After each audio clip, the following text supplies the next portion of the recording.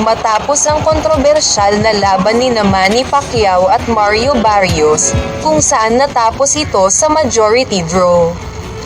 Nagsalita na rin ang dating kampyon na si Keith Thurman tungkol sa naging performance ng pambansang kamao. Ayon kay Thurman, maganda ang ipinakita ni Pacquiao sa laban. Pero hindi raw ito kahanga-hanga. Look good, he didn't look great, sabi ni Thurman. Isang pahayag na tila may laman, hindi pambabatikos, pero may halong pagkadismaya.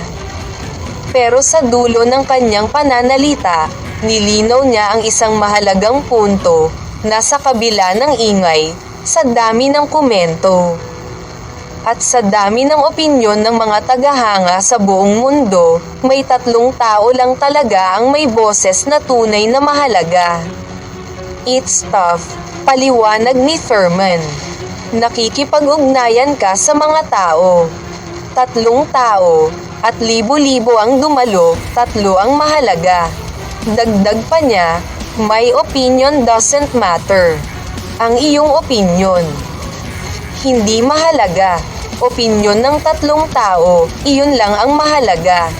Ang tinutukoy ni Thurman ay ang 3 hurado na siyang nagdesisyon kung sino ang nanalo, o kung patas lang ba ang naging laban.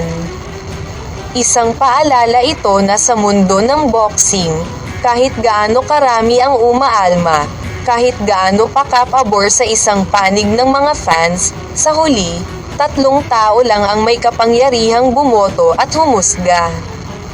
Kaya't para kay Thurman, kahit ano pa ang sabihin ng masa, at kahit ano pa ang kanyang opinyon, ang desisyon ay desisyon. Pero sa mata ng maraming Pilipino at tagahanga ni Manny sa buong mundo, siya pa rin ang tunay na panalo.